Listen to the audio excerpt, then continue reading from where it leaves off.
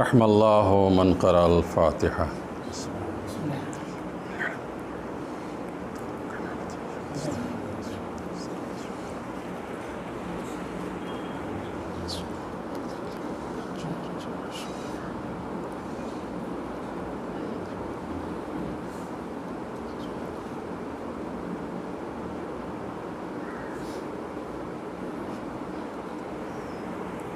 اعوذ باللہ من الشیطان الرجیم، بسم اللہ الرحمن الرحیم۔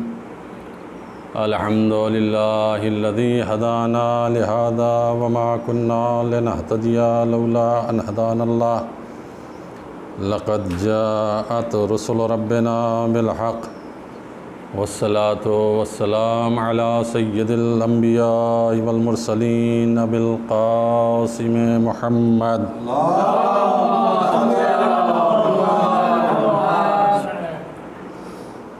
وآلہ الطیبین الطاہرین المعصومین المظلومین، ولعنۃ اللہ علی اعدائہم اجمعین من الآن الی قیام یوم الدین۔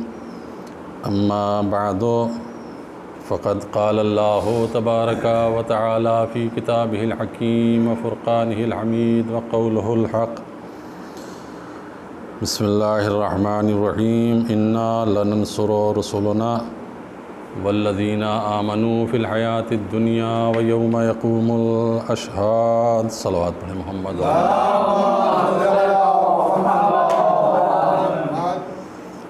عزیزان گرامی، یہ شیعہ عقیدے کے مسلمات میں ہے کہ ہمارے 14 معصومین علیہم الصلاۃ، جن کو اللہ نے نسل بشر کی ہدایت کے لیے بھیجا، ان کے پاس نہ یہ کہ تنہا قرآن کریم کا علم تھا، بلکہ کائنات میں اللہ کی طرف سے نازل ہونے والی جتنی بھی کتابیں تھیں سب کا علم تھا۔ وہ چاہے صحف ابراہیم ہو یا صحف موسیٰ ہو یا توریت و انجیل ہو، ہمارے ائمہ تمام کتابوں کے عالم تھے۔ یہ ہمارے مسلم اعتقادات میں سے ہے، ہر شیعہ اس بات کو مانتا ہے۔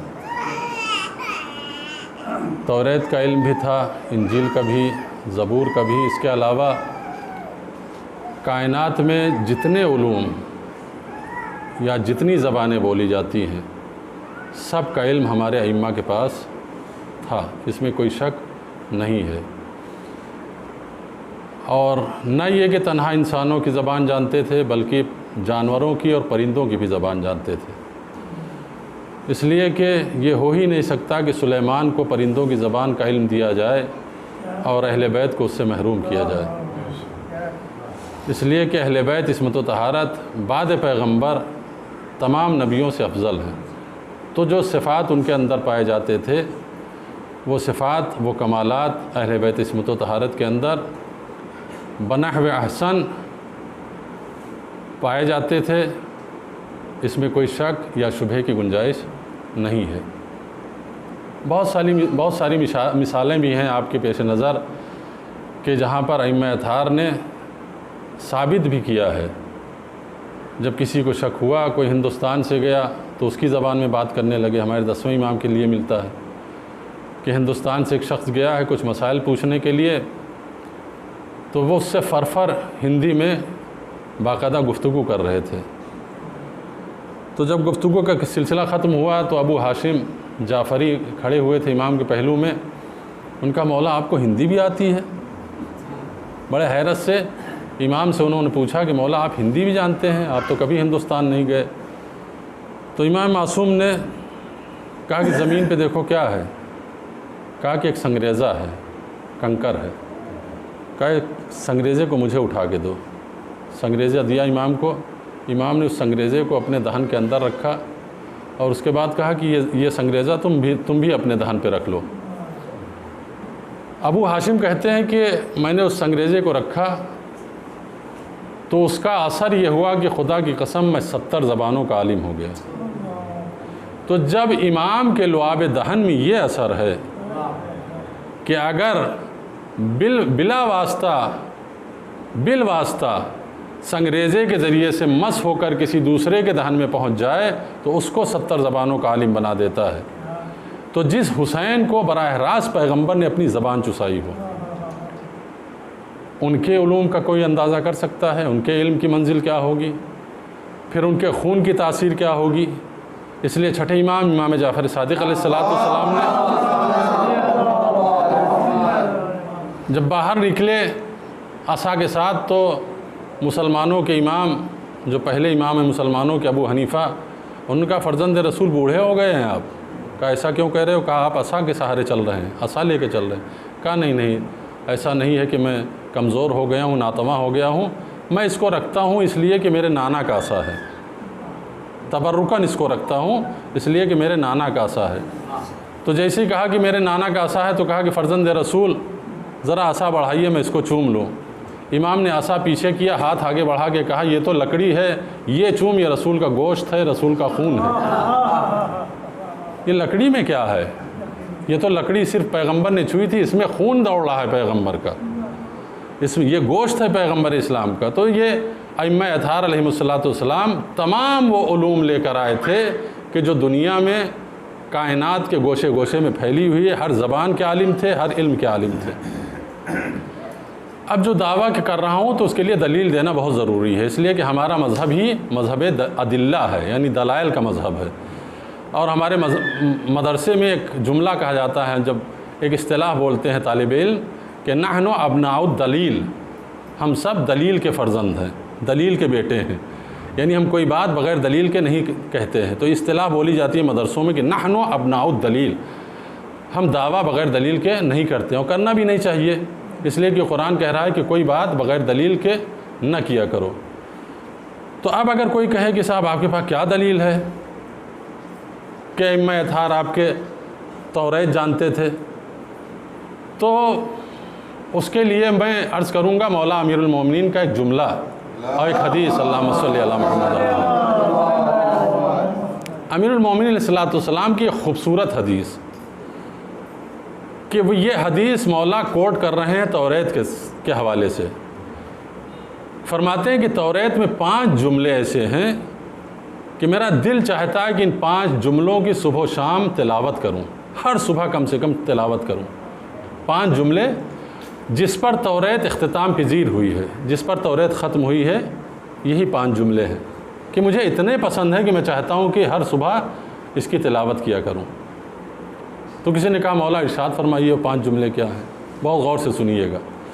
مولا نے فرمایا کہ پہلا جملہ توریت کا یہ ہے کہ العالم الذی لا یعمل بعلمہ فہو و ابلیس سوا، وہ عالم کہ جو اپنے علم پر عمل نہیں کرتا ہے وہ اور ابلیس دونوں برابر ہیں۔ یہ کہاں لکھا ہے؟ یہ توریت میں لکھا ہے، یہ قرآن میں نہیں ہے۔ مولا امیر المومنین بتا رہے ہیں 5 کلمات اتنے خوبصورت ہیں کہ مجھے اتنے پسند ہیں کہ میں چاہتا ہوں کہ ہر صبح ان کی تلاوت کروں، جس کا پہلا فقرہ یہ ہے کہ العالم الذی لا یعمل بعلمہ فہو و ابلیس سوا، وہ عالم کہ جو اپنے علم پر عمل نہ کرے وہ اور ابلیس دونوں برابر ہیں۔ اب جب عالم کی بات آتی ہے تو اس کو ذرا سا تشریح کرنا بہت ضروری ہے۔ عالم کا مفہوم ہرگز یہ نہیں ہے کہ جس نے مدرسے میں پڑھا ہو وہی عالم ہے۔ یہ تصور فوراً ذہن میں آتا ہے، عالم سے جب لفظ عالم استعمال کیا جاتا ہے تو لوگ فوراً ایک مخصوص طبقے کو ٹارگٹ کرتے ہیں کہ ان سے مراد عمامے والے ہیں، اس سے مراد ٹوپی والے ہیں، اس سے مراد صاحب عبا و قبا ہے۔ نہیں، عالم کا لفظی مفہوم یہ ہے کہ جو جاننے والا ہو، جو بھی جاننے والا ہے وہ عالم ہے۔ اگر آپ کو پتہ ہے کہ نماز واجب ہے تو آپ نماز کے عالم ہیں، اگر آپ کو پتہ ہے کہ روزہ واجب ہے تو آپ روزے کے عالم ہیں، اگر آپ کو پتہ ہے کہ حج واجب ہے تو آپ حج کے عالم ہیں، اگر آپ کو پتہ ہے کہ کم تولنا حرام ہے تو آپ عالم ہیں اس بات کے کہ کم تولنا گناہ ہے، اگر آپ کو پتہ ہے غیبت حرام ہے تو آپ عالم ہوئے، آپ کو پتہ ہے کہ جھوٹ بولنا حرام ہے تو آپ بھی عالم ہوئے۔ تو ایسا ہرگز نہیں ہے کہ صرف مدرسے میں پڑھنے والا عالم ہے، جو جتنا جانتا ہے جس مسئلے کو وہ اپنے اعتبار سے عالم ہے۔ ہر انسان کم و بیش واجبات شریعت کو تو جانتا ہے، محرمات شریعت کو جانتا ہے، کون سی چیز شریعت نے حرام کی ہے۔ یہ ایسا نہیں ہے کہ صرف مدرسے والا جانتا ہے، غیر مدرسے والا نہیں جانتا۔ ایک عالم بھی جانتا ہے، ایک غیر عالم عام انسان بھی جانتا ہے۔ تو جو بھی انسان کسی بات کا علم رکھتا ہے وہ عالم ہے۔ مجلسوں کے ذریعے سے جتنا پیغام آپ کو دے دیا جائے اور جو آپ لے کے اپنے ذہن میں اٹھیں، اتنے بات کہ آپ عالم ہیں۔ اگر اتنے بات پہ آپ عمل نہیں کر رہے ہیں تو آپ بھی اس حدیث میں شریک ہیں۔ اس پر غور کیجئے، میں کیا کہنا چاہ رہا ہوں کہ صرف اور صرف ایک طبقہ مراد نہیں ہے، بلکہ ہر ایک وہ آدمی کہ جو کسی بھی مسئلے کو جانتا ہے وہ عالم ہے۔ کالج میں پڑھنے والا بھی عالم ہے، یونیورسٹی میں بھی پڑھنے والا عالم ہے، ایک ڈاکٹر بھی عالم ہے، انجینئر بھی عالم ہے۔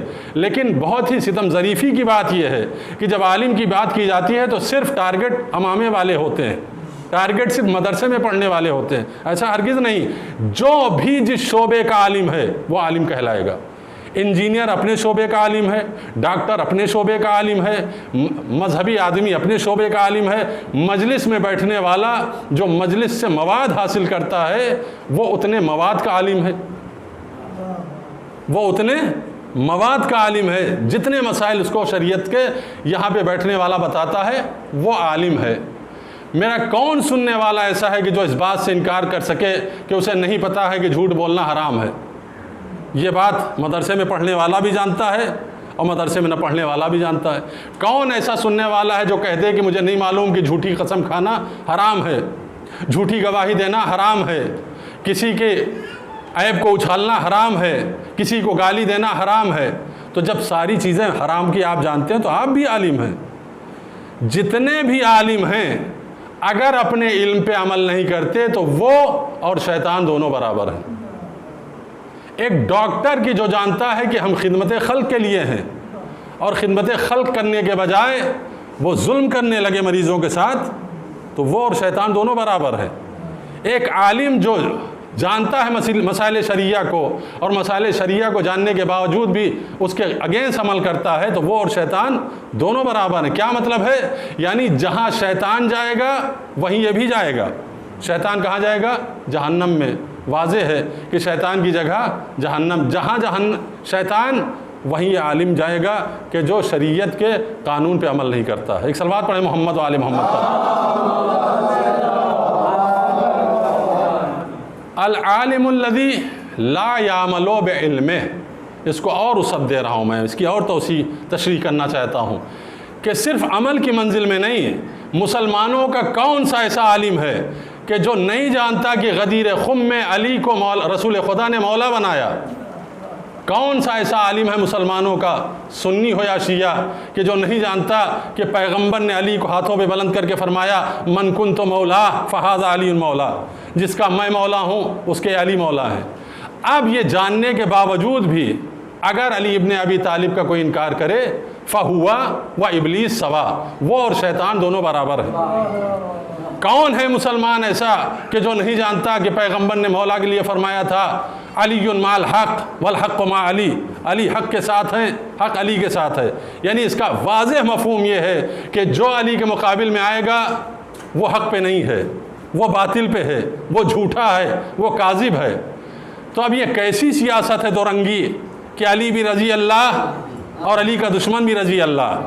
اس کا مطلب یہ ہے کہ قرآن کے حوالے، توریت کے حوالے کے مطابق ہوا و ابلیس سوا، یہ اور ابلیس دونوں برابر ہیں۔ کہ جو پیغمبر کی حدیث کو پڑھ رہا ہے، سمجھ رہا ہے کہ حضور سرور کائنات نے فرمایا، صلوات پڑھیں محمد و آل محمد۔ مسلمانوں کا کون سا عالم ایسا ہے کہ جو نہیں جانتا ہے کہ علی کے فضائل کیا ہے؟ لیکن یہ بد نصیبی کی انتہا نہیں تو کیا ہے کہ آپ کے پاس 2 بوتل دیے جائیں، 2 باکس دیے جائیں اور اس میں سے آپ کو کہا جائے کہ اس میں سے ایک میں بدبو ہے، ایک میں خوشبو ہے، تو آپ کس کو لیں گے؟ بدبو والے بوتل کو لیں گے یا خوشبو والے کو؟ دنیا کا کوئی بھی عقل مند انسان بدبو والے بوتل کو ہاتھ نہیں لگائے گا، اس کو اٹھا کے پھینک دے گا، خوشبو والے کو لے لے گا۔ مسلمانوں کے سامنے 2 کردار ہیں، ایک بدبو سے لبریز ایک خوشبو سے معطر جو علی کے مقابل میں آئی ہے، سب کے سب بدبو ہیں، تعفن سے اٹھ رہی ہے، یہ غلاظتیں ہیں، یہ نجاستیں ہیں، اور جو علی ہیں ان کی آل ہیں، یہ وارث تطہیر ہیں، خوشبو سے معطر ہیں، لیکن مسلمان کہتا ہے خوشبو بھی مبارک ہے، بدبو بھی مبارک ہے۔ بھائی معاویہ غلاظتوں کا مرکز ہے، غلاظتوں کا پیکر ہے، اس کو مسلمان رضی اللہ لکھ رہا ہے، جبکہ اپنی کتابوں میں مسلمانوں نے لکھا ہے کہ حضور سرور کائنات نے فرمایا کہ ابو سفیان گھوڑے پہ یا اونٹ پہ سوار تھا، آگے سے اس کا بیٹا، ایک بیٹا کھینچ رہا تھا مہار، اور پیچھے سے دوسرا بیٹا اس کو ہکا رہا تھا۔ پیغمبر کی جب نظر پڑی تو کیا فرمایا؟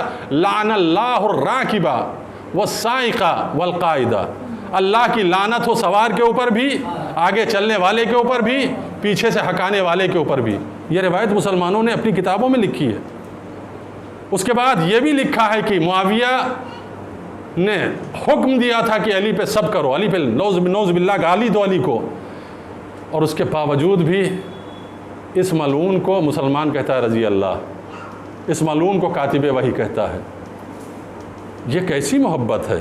یہ کیسے کوئی مسلمان کہہ سکتا ہے کہ ہم علی کو چاہتے ہیں؟ علی سے محبت کا مطلب ہے کہ تولا بھی ہو، تبرہ بھی ہو۔ اگر خالی تولا ہے تو بھی ناقص محبت، خالی تبرہ ہے تو بھی ناقص محبت۔ ایک صلوات پڑھیں محمد والے محمد پر۔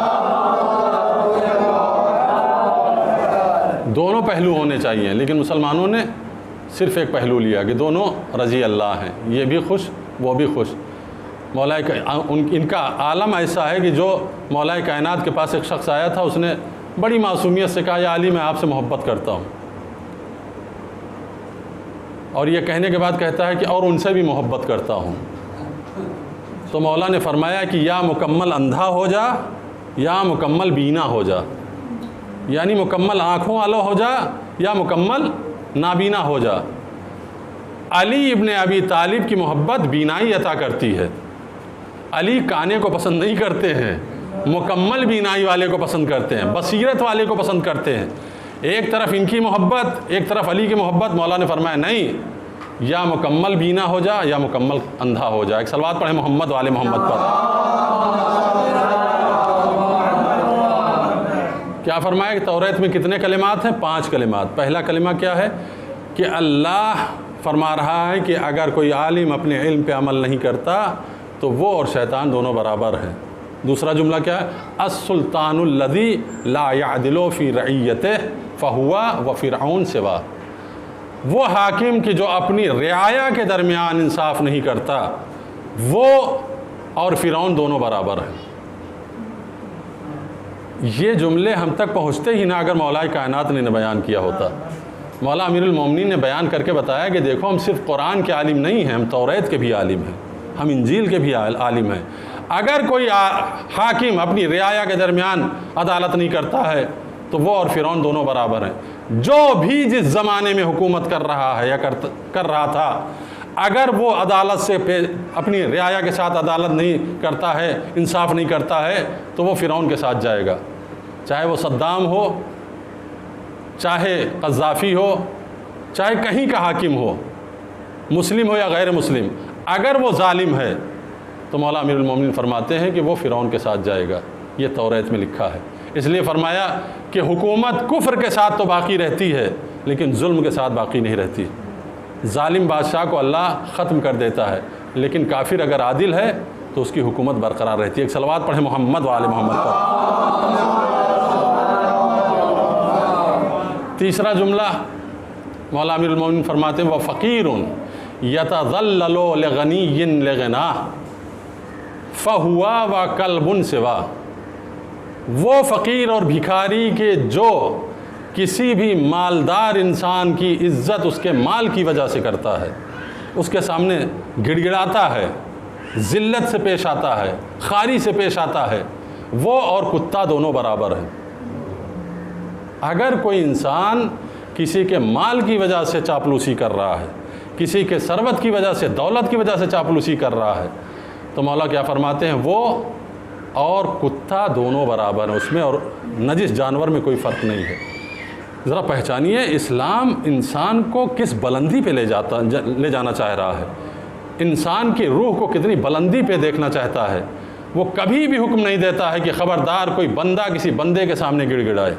آپ نے دیکھا ہوگا کہ بہت سے فقیر پاؤں پکڑ لیتے ہیں 10 روپے یا 5 روپے کے لیے، گڑ گڑاتے ہیں، فریاد کرتے ہیں۔ مولا فرماتے ہیں کہ یہ انسان نہیں، یہ کتا ہے، کہ 5 روپے کے لیے 10 روپے کے لیے انسان کے سامنے جھک رہا ہے، گر رہا ہے، گڑ گڑا رہا ہے۔ یہ انسان نہیں ہے، حیوان ہے، اور حیوان میں بھی نجس حیوان ہے۔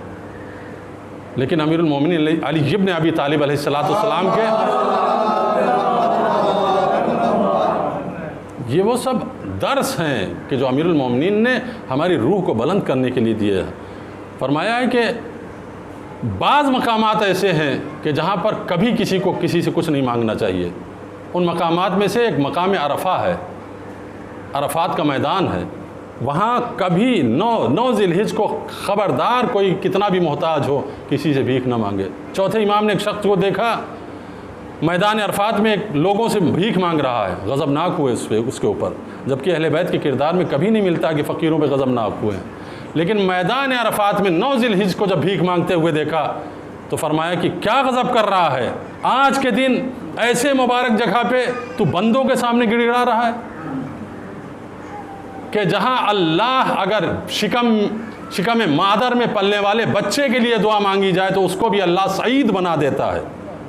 آج کے دن تو بندوں کے سامنے گڑ گڑا رہا ہے۔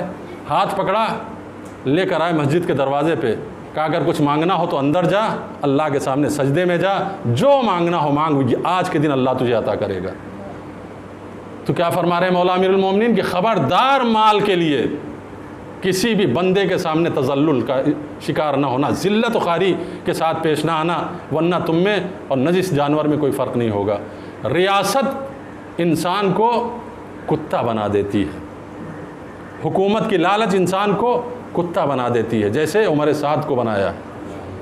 سید الشہداء نے باقاعدہ اس سے گفتگو کی ہے، پڑھیے گفتگو سید الشہداء کی میدان کربلا میں۔ 6 آدمی، 3 ادھر سے آئے تھے، 3 ادھر سے، امام کے ساتھ بھائی اور بیٹا، اور اس کے ساتھ بھی اس کا بھائی اور بیٹا، 3 ادھر سے اور 3 ادھر سے۔ ایک مقام پہ پہنچے کہ جب آپ کربلا جاتے ہیں تو وہاں پہ ایک مقام ہے جس کو مقام امام حسین کہا، ملاقات امام حسین عمر سعد کہا جاتا ہے۔ وہاں پہ آپ نے گفتگو کی تھی، اور گفتگو کیا تھی؟ امام نے اس سے کہا کہ تجھے معلوم نہیں میں کون ہوں؟ اس نے کہا کہ پتہ ہے کہ آپ رسول کے نواسے ہیں، شہزادی کونین کے بیٹے ہیں، علی مرتضیٰ کے بیٹے ہیں، اس لیے کہ صحابی کا بیٹا ہے، وقاص صحابی پیغمبر ہے، اس کا بیٹا سعد ہے، سعد ابن وقاص۔ تو یہ جانتا ہے کہ حضور سرور کائنات کے نواسے امام حسین۔ تو امام نے کہا کہ کیوں قتل کر رہا ہے؟ کہہ رہا ہے کہ حکومت نہیں ملے گی۔ تو امام نے فرمایا کہ میں تجھے مدینے میں اپنا خاص مخصوص باغ جس میں 500 درخت خرمے کے ہیں تجھے ہبہ کرتا ہوں، ساری زندگی کھائے گا تو ختم نہیں ہوگا، تیرے بچے بھی پلیں گے، چلا میری طرف۔ کہا نہیں، میرے بچوں کو، میری بیوی کو قتل کر دیا جائے گا۔ امام نے فرمایا کہ اس کی بھی ضمانت لیتا ہوں میں، ان کو بھی بچاؤں گا، تمہارے بچوں کو بچاؤں گا، تمہارے اہل خانہ کو بھی بچاؤں گا، میں ضمانت لیتا ہوں، میں حفاظت کی تم سے گارنٹی لیتا ہوں۔ جب یہ جملہ کہا تو پھر وہ کہتا ہے کہ رائے کی حکومت نکل جائے گی ہاتھ سے۔ جب کہا رائے کی حکومت نکل جائے گی تو امام نے فرمایا کہ خدا کی قسم تجھے رائے کا گیہوں کھانا نصیب نہیں ہوگا۔ امام امیر المومنین کے جملے پہ غور کیجئے، کیا فرما رہے ہیں کہ دنیا کے لیے جو انسانوں کی خوشامد کرے، ابن زیاد کی خوشامد کر رہا ہے، یزید کی خوشامد کر رہا ہے، اس میں اور کتے میں کوئی فرق نہیں ہے۔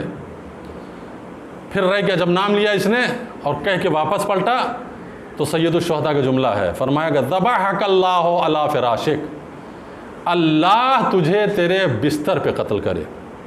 اور میں دیکھ رہا ہوں ابن سعد کہ یترام الصبیان فی کوفہ، کوفے کے بچے تیرے سر پہ پتھر مار رہے ہیں، تو مارا گیا ہے، ذلت کی موت مارا گیا ہے، اور کوفے کے بچے تیرے اوپر سنگباری کر رہے ہیں۔ اس کے باوجود بھی امام کا جملہ جب سنا تو کہتا ہے کہ ٹھیک ہے، آپ کہہ رہے ہیں گیہوں نہیں ملے گا، جو ہی پہ اکتفا کر لوں گا، جو کھا لوں گا بس کافی ہے۔ یہ اس ذلت تک کہاں کیوں آتا ہے انسان؟ اس ذلت تک آتا ہے دنیا کی لالچ میں، اقتدار کی لالچ میں، سلطنت کی لالچ میں۔ جب سلطنت، اسی لیے میں آپ سے عرض کرتا ہوں، یہ کوئی مبالغہ نہیں کرتا ہوں کہ جو آپ کے سامنے پیش کرتا ہوں، کبھی کبھی آپ کو اچھا بھی نہ لگتا ہوگا کہ ہمارے اوپر شک کرتے ہیں، شک کسی پہ نہیں کر رہا ہوں۔ سلطنت بہت بری چیز ہے، کسی کو بہکا سکتی ہے، حکومت بہت خطرناک شے ہے، آزمائش نہیں ہوئی انسانوں کی، انسان کو کافر بنا سکتی ہے۔ حسین لاکھوں لوگوں نے کیا ہے، لیکن جب اقتدار ملا ہے تو حسین ابن علی کے سب سے بدترین دشمن ہوئے ہیں۔ بنی عباس برسر اقتدار کیوں آئے ہیں آپ کو معلوم ہے؟ ان کا نعرہ ہی تھا یا لثارات الحسین، اٹھو حسین کے خون کا بدلہ لینے کے لیے۔ بنی عباس کو حکومت ملی ہی ہے حسین ابن علی کے خونخواہی کے بدلے میں، کہ خون کا بدلہ لینے کے لیے ہم نے قیام کیا ہے، اٹھو ہمارا ساتھ دو۔ اور جب حکومت مل گئی تو کیا انجام ہوا؟ چھٹے امام سے لے کر ہمارے 11ویں امام تک کے قاتلوں کے نام کہاں ملیں گے آپ کو؟ بنی عباس میں۔ سب کے قاتل بنی عباس، جن کا نعرہ تھا کہ اٹھو حسین ابن علی کے خون کا بدلہ لو۔ جیسے ہی حکومت ملی، انجام کیا ہوا؟ آج بھی دیکھ لیجئے، آپ کے پیش نظر بہت سارے شیعہ ہیں کہ ان کا کیا انجام ہو گیا ہے حکومت ملتے ہی، اقتدار ملتے ہی۔ تو یہ اقتدار بہت خطرناک شے ہے کہ جس کے لیے معصوم فرماتے ہیں رأس کل خطیہ حب الدنیا، دنیا کے ہر خطا اور گناہ کا مرکز اور سرچشمہ اگر کوئی چیز ہے تو دنیا کی محبت ہے، اقتدار کی محبت ہے، سلطنت کی محبت ہے۔ اگر یہ محبت آ جاتی ہے تو انسان حسین کا قاتل ہو جاتا ہے، یہ محبت آ جاتی ہے تو انسان چھٹے امام کا قاتل ہو جاتا ہے، سید الساجدین کا قاتل ہو جاتا ہے۔ یہ جتنے بھی قتل کرنے والے ہیں، کس بات پہ قتل کیا ہے؟ صرف حکومت کی لالچ کی وجہ سے، اقتدار کی لالچ کی وجہ سے۔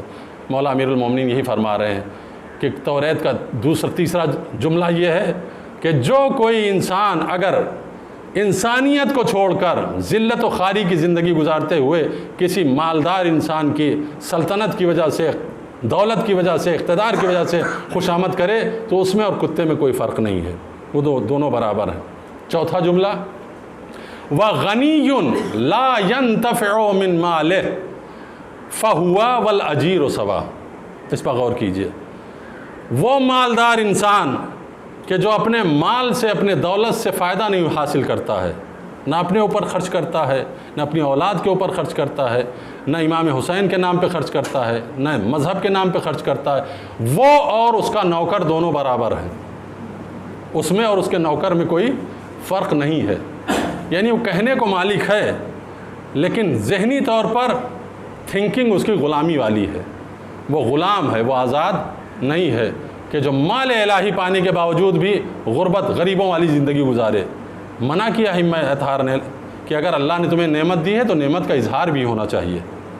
یہ تکبر نہیں ہے، غرور نہیں ہے، بلکہ تشکر کے طور پر، اللہ کے شکرانے کے طور پر کہ اللہ تو نے مجھے عطا کیا ہے، میں تیری نعمت کو استعمال کر رہا ہوں۔ نعمت جب اللہ دے تو اس کو چاہتا ہے کہ ظاہر بھی کیا جائے۔ قرآن کی آیت میں پڑھ دوں آپ کے سامنے، وَأَنْتَ بِنِعْمَتِ رَبِّكَ فَحَدِّثْ۔ جب اللہ تمہیں کوئی نعمت دے تو اس کو بیان کرو۔ بیان کرنے کا مطلب کیا ہے؟ یعنی استعمال کرو، اس سے بھرپور فائدہ حاصل کرو، دین کے کاموں میں بھی خرچ کرو، اپنے اوپر بھی صرف کرو، اپنے بچوں کے اوپر بھی صرف کرو۔ یہ نہیں کہ بخل کی زندگی گزارو اور بخیلی کی زندگی گزار کے مر جاؤ۔ مولا امیر المومنین فرماتے ہیں اگر تمہیں اللہ نے سرمایہ دار بنایا ہے اور بخیل ہو کے مر گئے تو روز قیامت تم سے امیروں والا حساب لیا جائے گا۔ زندگی تو غریبوں والی گزاری ہے لیکن حساب امیروں والا لیا جائے گا۔ ایک صلوات پڑھیں محمد وآل محمد پر۔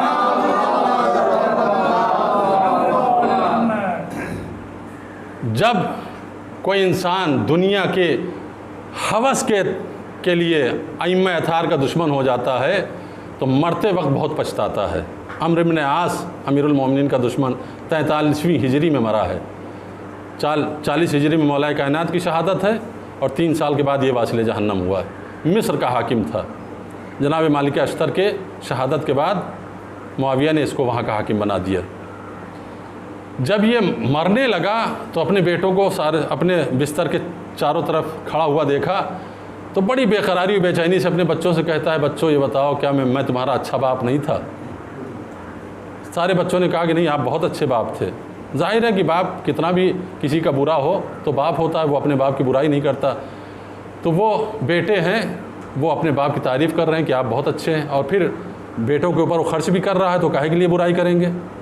آپ نے ہر طرح کا آرام ہم کو دیا ہے، محل ہمارے لیے بنا کے دیا ہے، سواریاں ہیں، غلام ہیں، کنیز ہیں، ایک مرفہ زندگی آپ کے ذریعے سے ہم کو حاصل ہوئی ہے، عیش و عشرت کی زندگی، تو آپ نے جتنا ہو سکتا تھا آپ نے ہمارے لیے کیا ہے، آپ بہترین باپ ہیں۔ تو اس نے ایک جملہ کہا، وہی جملہ میں سنانا چاہ رہا ہوں۔ عمرو بن عاص نے اپنے بچوں سے کہا کہ میرے بچوں، جب میں تمہارا اتنا شفیق باپ ہوں، اتنا تمہارے اوپر خرچ کیا ہم نے، تو اب یہ موت کا وقت آ گیا ہے، میں مرنا نہیں چاہتا، مجھے موت سے بچا لو، میں مرنا نہیں چاہ رہا ہوں، مجھے موت سے بچا لو۔ تو بچوں نے ہاتھ کھڑے کر دیے، کوئی بھی ہوتا تو یہ کرتا کہ بھائی یہ کیا کہہ رہے ہیں آپ؟ بچوں نے کہا کہ ارے سٹھیا گئے ہیں کیا آپ؟ یہ ہمارے بس میں تھوڑی ہے، دنیا میں کیا، کوئی بھی آپ کو نہیں بچا سکتا ہے، موت اگر آنے والی ہے تو کسی کو کوئی بچا نہیں سکتا ہے، آپ کو مرنا ہی ہے۔ جب بچوں کا جواب سنا تو مایوس ہو کے جاتے جاتے دنیا سے اس نے امیر المومنین کا قصیدہ پڑھا، کہتا رحم اللہ علی ابن ابی طالب حیث قال، اللہ کی رحمت ہو علی کے روح پاک پر، دشمن ہے علی کا، بدترین دشمن امیر المومنین کا، کہتا ہے رحم اللہ علی ابن ابی طالب حیث قال کفا بالموت حارسا، کتنا اچھا فرمایا تھا علی نے کہ موت اگر آ جائے تو کوئی ٹال نہیں سکتا ہے۔ علی کے اوپر رحمت نازل ہو کہ جنہوں نے فرمایا تھا کہ موت آ جائے، ہم کو شبہ ہوتا تھا علی کے کہنے پر، لیکن آج یقین ہو گیا کہ جب موت آ جائے تو بیٹے بھی نہیں بچا سکتے۔ ایک صلوات پڑھیں محمد و آل محمد۔ موت آئے تو کوئی کسی کو بچا نہیں سکتا ہے۔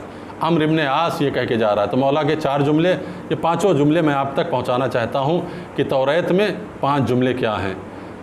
5واں جملہ کہ وہ غنی، چوتھا جملہ یہ تھا کہ وہ غنی، وہ مالدار، وہ سرمایہ دار کہ جس کو اللہ نے نوازا ہے، وہ مال سے استفادہ نہ کرے، شریعت کے لیے خرچ نہ کرے، اسلام کے لیے خرچ نہ کرے، اہل بیت کے لیے خرچ نہ کرے، اور اس سے 5 روپے 10 روپے چندہ مانگا جائے تو روح سوکھ جائے۔ تو مولا امیر المومنین فرماتے ہیں وہ اور غلام دونوں برابر ہیں،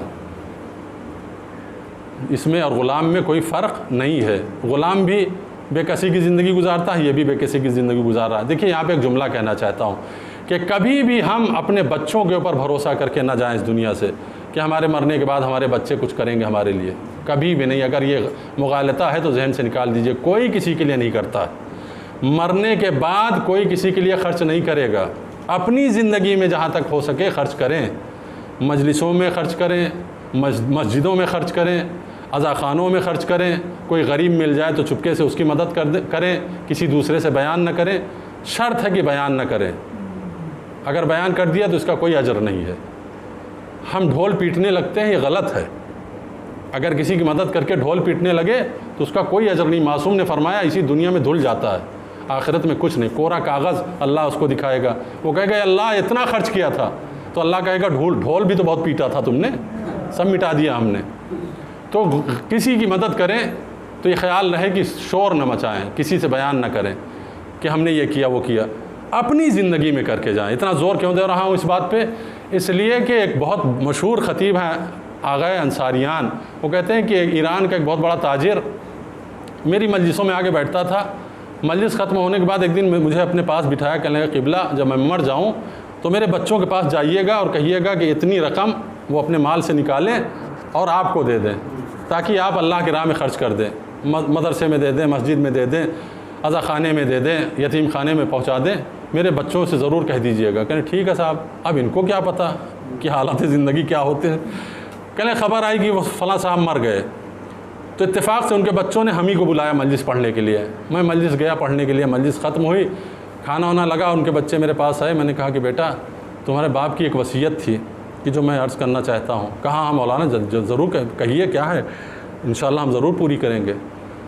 کہا کہ تمہارے باپ نے اتنی رقم کے لیے وصیت مجھ سے کی تھی اسی عزاخانے میں جہاں مجلس ہوئی ہے، اور میں جھوٹ تھوڑی بول رہا ہوں، میں مجلس حسین کے پڑھتا ہوں، میں کیوں غلط بات کہوں گا۔ تمہارے باپ نے کہا تھا کہ مرنے کے بعد میرے بچوں سے لے لینا۔ جواب سنیں گے بچوں کا کیا تھا؟ बच्चों ने कहा बरजस्ता जितने बच्चे थे 3 या 4 सब की ज़बान पे एक ही जुमला है, एक ज़बान होके बोले मौलाना अब्बा पागल हो गए थे। मरने से पहले अब्बा का दिमाग ख़राब हो गया था। पागल की वसीयत की कोई अहमियत नहीं होती, आप ज़्यादा ज़ोर न दीजिए, खाना खाइए और बिस्मिल्लाह जाइए।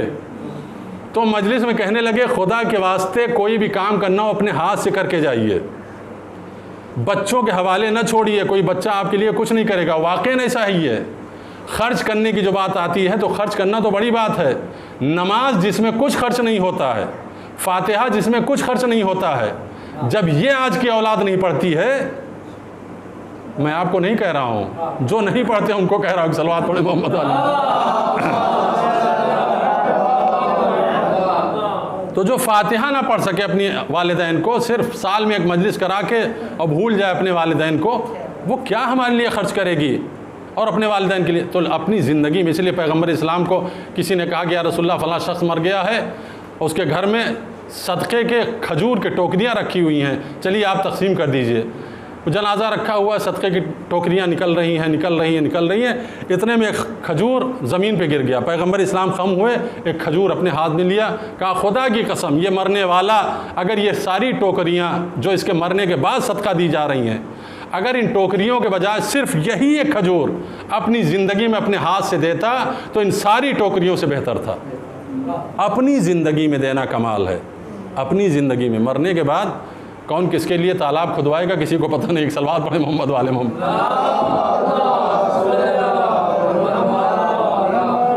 तो कम से कम जितने वाजिबात हैं वो अपनी ज़िंदगी में हम करके जाएं। ये है मकसद हमारा, कि ये ना समझे कि हम नमाज ना पढ़ें हमारे बच्चे पढ़ लेंगे, हम रोज़ा ना रखें हमारे बच्चे क्यों रखें भाई, जब हम खुद हट्टे कट्टे होकर नहीं पढ़ रहे हैं और रख रहे हैं तो वो क्यों पढ़ेंगे और रखेंगे। तो इसलिए उलमा की और अइम्मा अथहार की भी ये ताकीद है कि अपनी ज़िंदगी में करके जाओ। तो ये चौथा जुमला था तौरेत का, कि जो मौला अमीरुल मोमिनीन के ज़रिए से हम तक पहुँचा। 5वां जुमला क्या है? 5वां जुमला मौला फरमाते व इमरातुन तखरुजु मिन बैतिहा बिगैर ज़रूरतिन फ़हिया व अमतुन सिवा। अगर कोई औरत बग़ैर ज़रूरत के अपने घर से बाहर निकलती है तो वो और कनीज़ दोनों बराबर हैं। कनीज़ जानते हैं, नौकरानी से भी पस्त दर्जा जिसका होता है उसको कनीज़ की पस्ती को अगर आप जानना चाहते हैं तो एक जुमले में बस इतना समझ लीजिए। कनीज़ वो होती है जिसको ख़रीदा भी जा सकता है, बेचा भी जा सकता है। अमीरुल मोमिनीन क्या फरमा रहे हैं कि तौरेत में लिखा है कि अगर कोई औरत बग़ैर ज़रूरत के अपने घर से बाहर निकले तो वो और कनीज़ दोनों बराबर हैं। यानी बुरका उठाया, बग़ैर ज़रूरत के लखनऊ पहुंच गई, बग़ैर ज़रूरत के सुल्तानपुर पहुंच गई, बग़ैर शौहर की इजाज़त के जोगीपुरा पहुंच गई। अगर शौहर की इजाज़त के बग़ैर जोगीपुरा भी गई है तो ये आज़ाद औरत नहीं है, ये कनीज़ है। इसको ख़रीदा भी जा सकता है, बेचा भी जा सकता है। सलवात पढ़े मोहम्मद वाले मोहम्मद। बग़ैर इजाज़त के, बग़ैर ज़रूरत के, ज़रूरत अगर है तो नहीं कह रहा हूँ, ज़रूरत पड़ी है तो शहज़ादी भी बाहर निकली हैं, शहज़ादी कौनैन, शहज़ादी ज़ैनब कुबरा, ये सब ज़रूरत के तहत निकली हैं।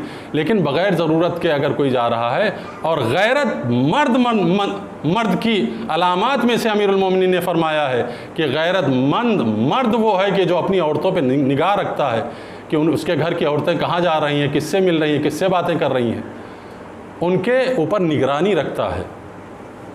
इसलिए एक जुमला और आ गया है यहाँ पर, फरमाया कि तुम्हारी औरतों का घरों से बाहर जाना उतना ख़तरनाक नहीं है जितना अजनबी मर्दों का तुम्हारे घरों के अंदर आना ख़तरनाक है। लिहाजा कोई भी मर्द किसी भी अजनबी मर्द को अपने घर में लाकर न बिठाए। ये अमीरुल मोमिनीन की ताकीद है और तालीम है। एक सलवात पढ़े मोहम्मद वाले मोहम्मद। 5 जुमले अमीरुल मोमिनीन अलैहिस्सलाम के जो बहुत खूबसूरत जुमले हैं, उम्मीद है कि आपके जहन में महफूज रहेंगे। ये तौरेत में है कि जो अमीरुल मोमिनीन को इतने पसंद है कि मौला फरमाते हैं कि मैं चाहता हूँ कि हर सुबह इसकी तिलावत करूँ। ये 5 जुमले उसी अमीरुल मोमिनीन के बेटे हैं जो गयूर बेटा है, गैरतमंद बेटा है, जिसका नाम है अबुल फज़ल अब्बास। गैरतमंद, जिस पर गैरत कुर्बान हो।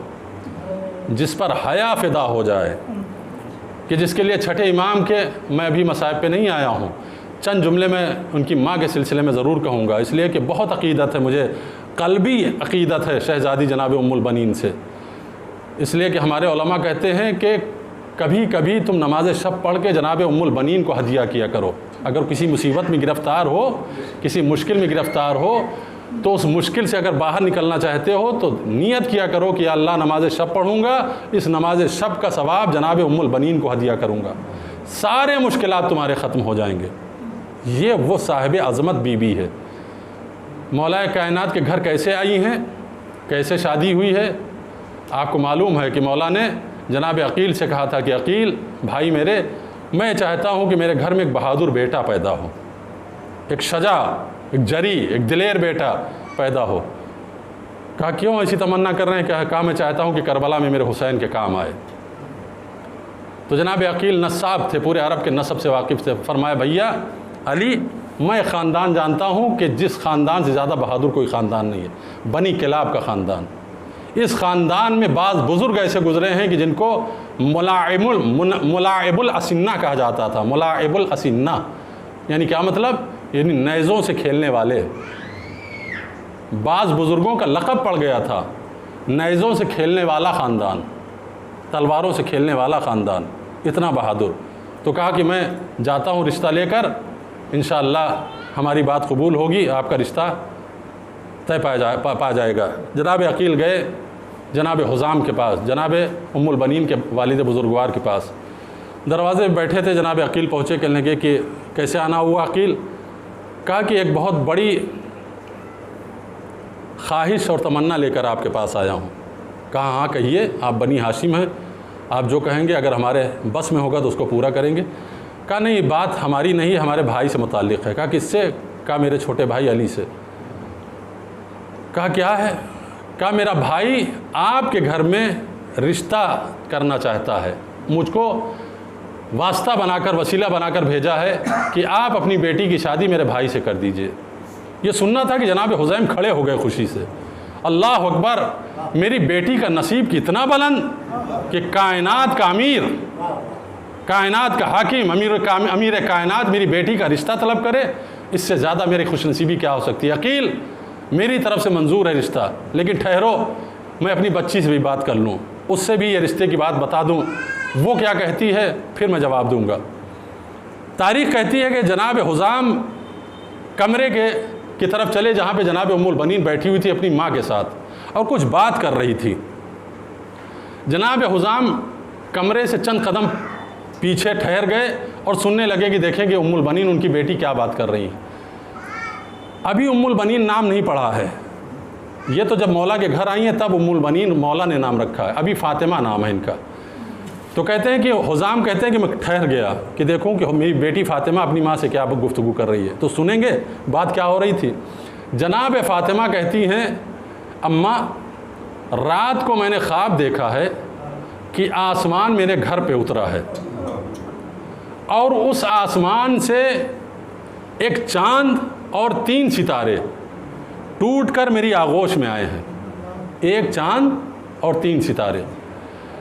بھئی یہ سننا تھا کہ ایک مرتبہ جناب حزام اندر داخل ہوئے مسکراتے ہوئے اور مسرور چہرے کے ساتھ فرمایا بیٹی تیرا وہ خواب شرمندہ تعبیر ہو گیا، جو خواب تو نے دیکھا تھا وہ خواب پورا ہو گیا، تیری خواستگاری کے لیے امیر المومنین نے پیغام بھیجا ہے، بیٹی تو راضی ہے؟ تو جناب ام البنین مسکرا کے رہ گئی، خاموش ہو گئی، گویا یہ اجازت تھی کہ ہاں ہم راضی ہیں۔ شادی ہو گئی، شادی ہوئی، جناب ام البنین گھر میں آئی مولا کائنات کے۔ تمام مقاتل لکھتے ہیں کہ پہلا کام جناب ام البنین نے کیا کہ اپنی سواری سے اترنے کے بعد چوکھٹ پہ بیٹھ گئیں اور چوکھٹ کا بوسہ دیا، اور بوسہ دینے کے بعد اندر گئی، اور شہزادی زینب نے، شہزادی ام کلثوم نے، امام حسن مجتبیٰ نے، امام حسین نے جب ان کو ماں کہا تو شہزادی نے کیا کہا کہ میرے بچوں مجھے ماں نہ کہنا، میں آپ کی کنیز بن کر آئی ہوں، میں آپ کی کنیز بن کر آئی ہوں، مجھ کو ماں نہ کہنا۔ مولا کائنات فاطمہ کہہ کے آواز دیتے تھے، فاطمہ کئی مرتبہ جب فاطمہ کہہ کے بلایا تو ایک مرتبہ جناب ام البنین نے کہا کہ میرے سرتاج، میرے مولا، مجھ کو فاطمہ کہہ کے نہ پکارا کیجیے۔ کہا کیوں ام البنین، کیوں فاطمہ، کیوں منع کر رہی ہو؟ کہا کہ مولا میں نے دیکھا ہے کہ جب آپ فاطمہ کہتے ہیں تو حسن و حسین رونے لگتے ہیں، ان کو اپنی ماں یاد آ جاتی ہے، آقا مجھے فاطمہ کہہ کے نہ پکارا کیجیے۔ اس دن مولائے کائنات نے نام تبدیل کر دیا، فرمایا کہ انت ام البنین، تم ام البنین ہو۔ تو فرمایا کہ مولا میرا تو کوئی بیٹا نہیں ہے، تو پھر بیٹوں کی ماں کیسے نام رکھ دیا؟ فرمایا ام البنین اللہ تمہیں 4 بیٹے عطا کرے گا، اور ام البنین جو تم نے خواب دیکھا تھا نا، اس خواب کی تعبیر یہی ہے کہ ایک بیٹا تمہارے چاند جیسا ہوگا، 3 بیٹے تمہارے ستارے جیسے ہوں گے، جو چاند جیسا بیٹا ہوگا اس کا نام ابو الفضل العباس ہوگا، وہ قمر بنی ہاشم ہوگا۔ اے ام البنین وہ کربلا میں میرے حسین کے لیے وفا کی انتہا کر دے گا۔ ہاں اہل عزا ابو الفضل العباس کربلا میں آ گئے اور بار بار امام حسین علیہ السلام سے اذن وغا چاہتے ہیں، اور امام معصوم ان کو اجازت نہیں دیتے۔ کہ ایک مرتبہ در خیمہ پہ جناب سکینہ آئیں اور فرماتی ہے کہ چچا میں بہت پیاسی ہوں، چچا اگر ہو سکے تو پانی کی سبیل کر دیجئے۔ بس جیسے جناب عباس کو مقتل میں جانے کا بہانہ مل گیا، فرمایا آقا اب تو مجھے مقتل میں جانے کی اجازت دیجئے۔ حسین نے فرمایا عباس جاؤ، مشکیزہ لے کر جاؤ، میرے بچوں کے لیے پانی کی سبیل کرو۔ جناب عباس آئے، مشکیزے کو علم میں باندھا، گھوڑے پہ سوار ہوئے، لیکن گھوڑے پہ سوار ہونے سے پہلے امام معصوم کا جملہ ہے کہ یا اخی بنفسی انت ارکب بنفسی انت، اے میرے بھائی عباس تجھ پہ میری جان قربان ہو۔ یہ جملہ ہے امام حسین علیہ السلام کا۔ آپ پہچاننا چاہتے ہیں مقام جناب ابو الفضل عباس، صرف یہی ایک جملہ اپنے پیش نظر رکھیے گا ہمیشہ کہ عباس کا مقام کیا ہے۔ کربلا میں کسی شہید کے لیے یہ تعبیر نہیں کی امام نے، یہ لفظ استعمال نہیں کی جو جناب عباس کے لیے استعمال کی ہیں۔ فرمایا بنفسی انتا یا اخی، اے میرے بھائی میری جان تجھ پہ قربان ہو، گھوڑے پہ سوار ہو جاؤ اور جا کے فرات سے پانی لے کر آؤ۔ جناب عباس آئے، فرات کے اندر داخل ہوئے، مشکیزے کو بھر کے فرات سے باہر نکلے اور رجس پڑھتے ہوئے باہر نکل رہے ہیں کہ اے نفس حسین کے بعد زندہ نہ رہنا، اے نفس حسین کے بعد ذلت ہے زندگی میں، حسین کے بعد ذلت ہے حیات میں، حسین کے بعد میں حیات نہیں چاہتا ہوں۔ یہ کہتے کہتے آگے بڑھ رہے ہیں کہ ایک مرتبہ ایک لائن نے آگے بڑھ کے ابو الفضل عباس کے داہنے بازو پہ وار کیا۔ مولا ابو الفضل عباس نے علم کو بائیں ہاتھ میں لیا، مشکیزے کو سنبھالا، ایک لائن نے بائیں ہاتھ پہ وار کیا، بایاں بازو پہ قلم ہوا، شہزادے نے شیر نے اب سکینہ کی مشق کو اپنے دانتوں سے دبایا اور آگے بڑھتے رہے۔ مقتل کے جملے ہیں، جناب عباس کی ایک ہی خواہش ہے کہ یہ پانی کسی طرح سے خیمے کے اندر پہنچ جائے، کسی طریقے سے سکینہ تک پہنچ جائے، لیکن جیسے ہی ایک تیر آ کر مشکیزے پہ لگا اور مشکیزے کا پانی گرا تو جملہ ہے مقتل کا کہ وہ ابو الفضل عباس جس کا داہنا بازو قلم ہوا تو درد کا احساس نہیں کیا، بایاں بازو قلم ہوا پیچھے مڑ کے نہیں دیکھا، جیسے ہی مشکیزے پہ تیر لگا عباس کے بڑھتے ہوئے قدم رک گئے اور ایک مرتبہ سر آسمان کی طرف بلند کیا۔ جملہ سنیں گے جناب عباس کا، سر بلند کر کے فرماتے ہیں اللہم اشہد انا اطفال الحسین عطشان، اے اللہ گواہ رہنا حسین کے بچے پیاسے ہیں، اے اللہ گواہ رہنا حسین کے بچے پیاسے ہیں۔ یہ کہنے کے بعد حسین نے گھوڑے کی مہار کو فرات کی طرف پھیر دیا۔ ابو الفضل عباس کے قریب اب بھاگی ہوئی فوج سمٹ گئی، ایک لائن نے آ کے تانا دیا عباس تمہاری شجاعت کیا ہوئی؟ بڑی حسرت سے اس کا منہ دیکھا اور دیکھ کے رہ گئے اور فرمایا اگر میرے بازو ہوتے تو بتاتا کہ میری بہادری کیا ہوئی۔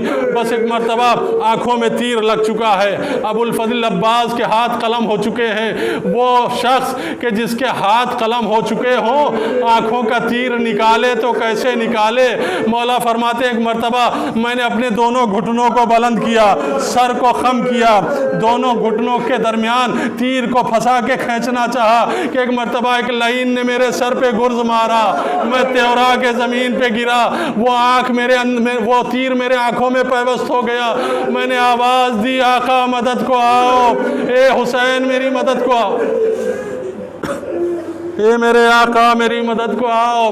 حسین ابن علی چلے، ایک مرتبہ میدان کربلا میں خم ہوئے، خم ہو کے کچھ اٹھایا اور بوسہ دیا، پھر چند قدم آگے بڑھے، پھر کچھ اٹھایا اور بوسہ دے کر راوی کہتا ہے کہ میں نے دیکھا تو کیا دیکھا، پہلی مرتبہ خم ہوئے عباس کا داہنا بازو اٹھایا، دوسری مرتبہ خم ہوئے عباس کا بایاں بازو اٹھایا، دونوں بازو لے کر ایک مرتبہ عباس کے پہلو میں آئے، اور پہلو میں جب بیٹھے تو ایک مرتبہ شور ہوا فوج یزیدی میں، شور ہوا فوج یزیدی میں کہ حسین تنہا رہ گئے، حسین کو گھیر کے مار لو، حسین کا عباس مر گیا، حسین تنہا رہ گئے۔ جب یہ جملے سنے تو امام نے ایک مرتبہ خم ہو کے عباس سے فرمایا یا اخی الان قلت الان انکسرا ظہری، اے بھیا میری کمر ٹوٹ گئی، اے بھیا عباس میری کمر ٹوٹ گئی، وشمتا بی اعدائی،